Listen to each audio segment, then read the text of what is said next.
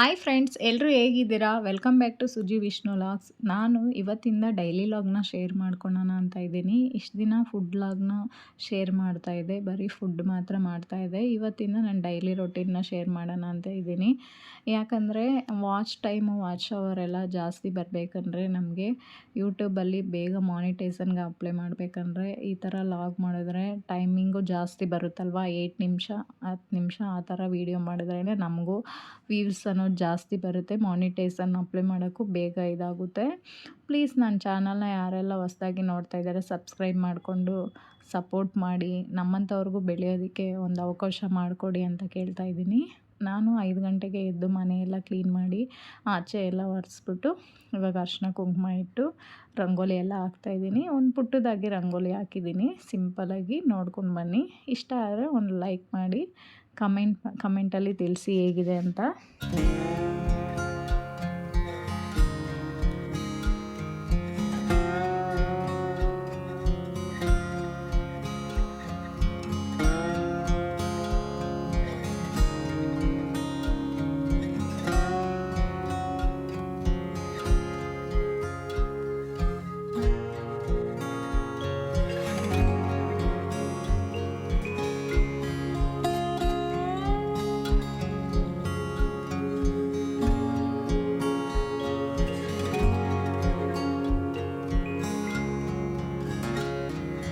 ನಮ್ಮ ಮನೇಲಿ ದೇವ್ರ ಮನೆ ಇಲ್ಲ, ಸಿಂಪಲಾಗಿ ಒಂದು ಸ್ಟ್ಯಾಂಡ್ ಹೊಡೆದಿದ್ದಾರೆ ಅಷ್ಟೇ. ನಾನೊಂದು 4 ಫೋಟೋ ಇಟ್ಕೊಂಡಿದ್ದೀನಿ ಸಿಂಪಲಾಗಿ. ದೇವ್ರ ಪಾತ್ರೆನೆಲ್ಲ ಗುರುವಾರನೇ ಹಿಂದಿನ ದಿನವೇ ಎಲ್ಲ ತೊಳ್ಕೊಂಡು ಈ ಥರ ಒರೆಸಿ ಇಟ್ಕೊಂಡ್ಬಿಡ್ತೀನಿ. ಬೆಳಗ್ಗೆ ಎದ್ದಿದ ತಕ್ಷಣ ಇವಾಗ ಸ್ನಾನ ಮಾಡಿ ಎಲ್ಲ ನೀಟಾಗಿ ವಿಗ್ರಹಗಳನ್ನೆಲ್ಲ ಹಾಕಿ ಸ್ವಲ್ಪ ಅರಿಶಿನ ಕುಂಕುಮ ಅಕ್ಷತೆ ಕಾಳು ಹಾಕಿ ಆ ಥರ ಇಟ್ಕೊತಾ ಇದ್ದೀನಿ. ದೀಪಗಳಿಗೆಲ್ಲ ಅರಿಶಿನ ಕುಂಕುಮ ಎಲ್ಲ ಇಲ್ಲೇ ರೆಡಿ ಮಾಡ್ಕೊಂಬಿಟ್ಟು ದೀಪನೆಲ್ಲ ಅಂಟಿಸ್ಕೊಂಡು ಆಮೇಲೆ ದೇವ್ರ ಫೋಟೋಗಳ ಹತ್ರ ಇಡ್ತೀನಿ. ಈ ಥರ ಅರಿಶಿನ ಕುಂಕುಮ ಈ ಥರ ಎಲ್ಲ ಇಟ್ಕೊಂಬಿಡ್ತೀನಿ. ಗುರುವಾರನೇ ಎಲ್ಲ ಕ್ಲೀನ್ ಮಾಡ್ಕೊಳೋದ್ರಿಂದ ಬೇಗನೆ ಪೂಜೆ ಮಾಡಿಕೊಂಡು ಬೆಳಗ್ಗೆ ಎದ್ದು ಎಲ್ಲ ಒಂದೇ ದಿವಸ ಕ್ಲೀನ್ ಮಾಡ್ಕೊಳೋದಕ್ಕಿಂತ ಈ ಥರ ಗುರುವಾರನೇ ಎಲ್ಲ ಕ್ಲೀನ್ ಮಾಡಿ ಇಟ್ಕೊಂಬಿಟ್ರೆ ನೀಟಾಗಿ ಬೇಗನೆ ಮಾಡ್ಕೊಂಬಿಡ್ಬೋದು. ಇವಾಗ ಫೋಟೋಗಳಿಗೆಲ್ಲ ಅರಿಶಿನ ಕುಂಕುಮ ಎಲ್ಲ ಇಟ್ಟು ಹೂವು ಎಲ್ಲ ಇಟ್ಟು ಪೂಜೆ ಮಾಡ್ಕೊತಾ ಇದ್ದೀನಿ. ಎಲ್ಲರ ಮನೇಲಿ ಯಾವ ಥರ ಸಿಂಪಲ್ಲಾಗಿ ಪೂಜೆ ಮಾಡ್ಕೊತೀರ ಆ ಥರ ವಾರಕ್ಕೆ 1-2 ಸರಿ ಈ ಥರ ಪೂಜೆ ಮಾಡ್ಕೊತೀನಿ. ಡೈಲಿ ಮಾಡ್ತೀನಿ, ಬರೀ ದೀಪಗಳು ಮಾತ್ರ ತೊಳೆದ್ಬಿಟ್ಟು ಮಾಡ್ತೀನಿ. ಇವಾಗ ಸಾಂಬ್ರಾಣಿ ಧೂಪ ಬರುತ್ತಲ್ವ, ಅದಕ್ಕೆ 3 ಲವಂಗ 3 ಏಲಕ್ಕಿ 1 ಕರ್ಪೂರ ಹಾಕಿ ಈ ಥರ ಮಾಡೋದ್ರಿಂದ ಪಾಸಿಟಿವ್ ಎನರ್ಜಿ ಬರುತ್ತೆ. ವಾರಕ್ಕೊಂದು ಸರಿ ಈ ಥರ ಮಾಡೋದ್ರಿಂದ ನೆಗೆಟಿವ್ ಎನರ್ಜಿ ಹೋಗಿ ಪಾಸಿಟಿವ್ ಎನರ್ಜಿ ಬರುತ್ತೆ. ಈಗ ಪೂಜೆ ಎಲ್ಲ ಆಯಿತು. ಸಿಂಪಲ್ಲಾಗಿ ಯಾವ ಥರ ಮಾಡ್ಕೊಂಡಿದ್ದೀನಿ ಅಂತ ನೋಡಿ.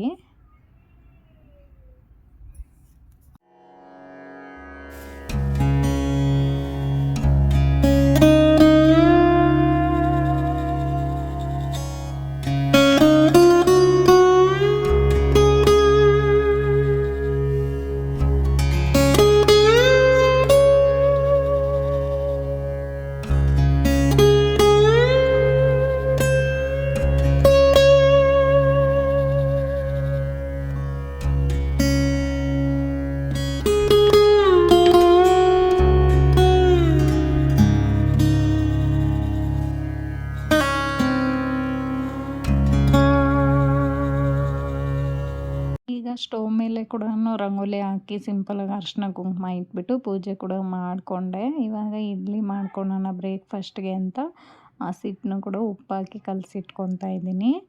ಇವಾಗ ಸೋಯಾ ಚಂಕ್ನ ಬಳಸ್ಕೊಂಡು ಒಂದು ಪಲಾವ್ ಮಾಡ್ತಾಯಿದ್ದೀನಿ. ತುಂಬಾ ಟೇಸ್ಟಾಗಿರುತ್ತೆ. ನಮ್ಮ ಹಸ್ಬೆಂಡ್ಗೆ ಲಂಚ್ ಬಾಕ್ಸ್ಗೆ ಮಾಡ್ಕೊತಾ ಇದ್ದೀನಿ.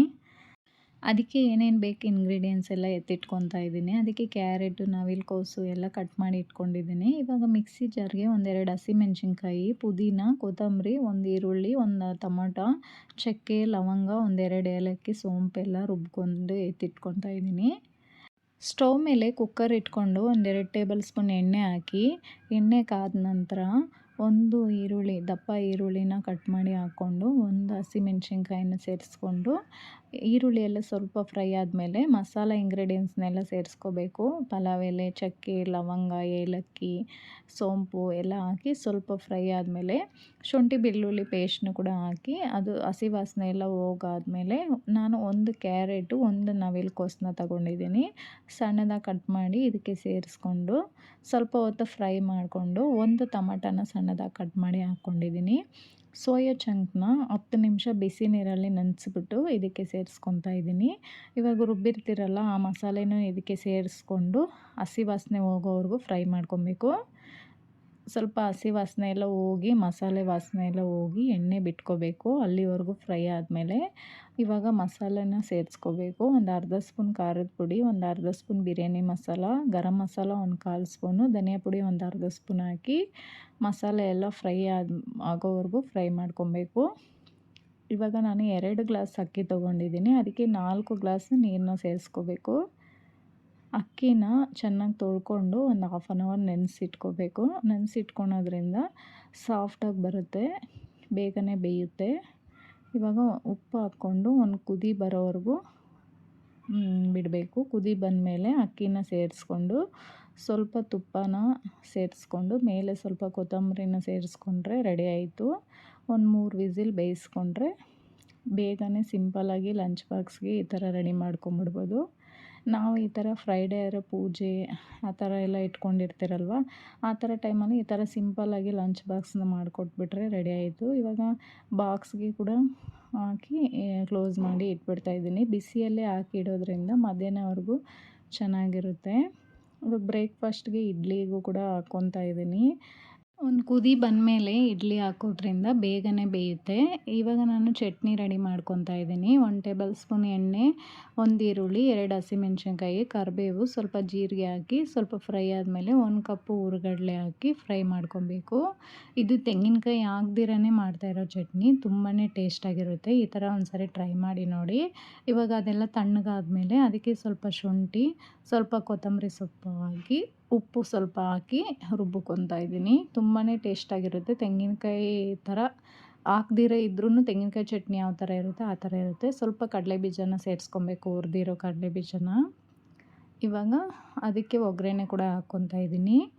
ಇವತ್ತು ಬ್ರೇಕ್ಫಾಸ್ಟ್ ಬಂದು ನೋಡಿ, ಇಡ್ಲಿ ಎಷ್ಟು ಸಾಫ್ಟಾಗಿ ಬಂದಿದೆ. ರೇಷನ್ ಅಕ್ಕಿಯಲ್ಲಿ ಮಾಡಿರೋ ಇಡ್ಲಿ ತುಂಬಾ ಸಾಫ್ಟಾಗಿ ಬರುತ್ತೆ. ನಾನು ಆಲ್ರೆಡಿ ಒಂದು ವೀಡಿಯೋದಲ್ಲಿಯೇ ಕೂಡ ಅಪ್ಲೋಡ್ ಮಾಡಿದ್ದೀನಿ, ಚೆಕ್ ಮಾಡಿ ನೋಡಿ. ಇವತ್ತಿನ ಬ್ರೇಕ್ಫಾಸ್ಟ್ಗೆ 1 ಎಗ್ಗು, 4 ಇಡ್ಲಿ, ಚಟ್ನಿ. ಮತ್ತು ಇನ್ನು ಬ್ರೇಕ್ಫಾಸ್ಟ್ ಎಲ್ಲ ಮುಗಿಸ್ಕೊಂಡು ಸ್ವಲ್ಪ ಬಟ್ಟೆ ಒಗೆಯೋದಿತ್ತು, ಎಲ್ಲ ಮಿಷಿನ್ಗೆ ಹಾಕ್ತಾಯಿದ್ದೀನಿ. ಯಾವುದ್ಯಾವ್ದು ಬೇಕೋ ಅದೆಲ್ಲ ಎತ್ಕೊಂಡು ಮಿಷಿನ್ಗೆ ಹಾಕ್ಬಿಟ್ಟು ಸ್ವಲ್ಪ ಪಾತ್ರೆನೂ ತೊಳೆಯೋದಿತ್ತು, ಪಾತ್ರೆ ಎಲ್ಲ ವಾಶ್ ಮಾಡ್ಕೊತಾ ಇದ್ದೀನಿ. ವಾಶ್ ಮಾಡಿ ಕಿಚನ್ ಎಲ್ಲ ಕ್ಲೀನ್ ಮಾಡ್ಕೊಂಬಿಟ್ಟೆ. ಈ ವಿಡಿಯೋ ನಿಮಗೆ ಇಷ್ಟ ಆಗಿರುತ್ತೆ ಅಂದ್ಕೊತೀನಿ. ನಾನು ಫಸ್ಟ್ ಟೈಮ್ ಮಾಡಿರೋ ಲಾಗ್ ಇದು. ನಿಮ್ಮ ಸಪೋರ್ಟ್ ಬೇಕೇ ಬೇಕು ನಮ್ಮಂಥವ್ರಿಗೆ. ಪ್ಲೀಸ್ ನನ್ನ ಚಾನಲ್ನ ಸಬ್ಸ್ಕ್ರೈಬ್ ಮಾಡಿಕೊಂಡು ಈ ವಿಡಿಯೋ ಪೂರ್ತಿಯಾಗಿ ನೋಡಿ. ನಿಮಗೇನಾದ್ರು ಇಷ್ಟ ಆದರೆ ಒಂದು ಲೈಕ್ ಮಾಡಿ, ನೀವು ನಿಮ್ಮ ಫ್ಯಾಮ್ಲಿ ಫ್ರೆಂಡ್ಸ್ಗೆ ಶೇರ್ ಮಾಡಿ. ಸಪೋಸ್ ಏನಾದ್ರು ಮಿಸ್ಟೇಕ್ ಇದ್ದರೆ ಹೇಳಿ ಕಮೆಂಟಲ್ಲಿ, ನಾನು ರಿಪ್ಲೈ ಮಾಡ್ತೀನಿ. ನಿಮ್ಮ ಸಪೋರ್ಟ್ ಬೇಕೇ ಬೇಕು. ಇವಾಗ ಕಿಚನ್ ಎಲ್ಲ ಕ್ಲೀನ್ ಮಾಡಿಕೊಂಡು ಸಿಂಕೆಲ್ಲ ತೊಳ್ಕೊಂಡು ಎಲ್ಲ ಕ್ಲೀನ್ ಆಯಿತು. ಕೆಲಸ ಎಲ್ಲ ಬೇಗನೆ ಆಯಿತು. 8:30ಗೆಲ್ಲ ನಾವು ಸ್ವಲ್ಪ ಬೇಗ ಎದ್ದೇಳೋದ್ರಿಂದ 8:30ಗೆಲ್ಲ ಕೆಲಸ ಎಲ್ಲ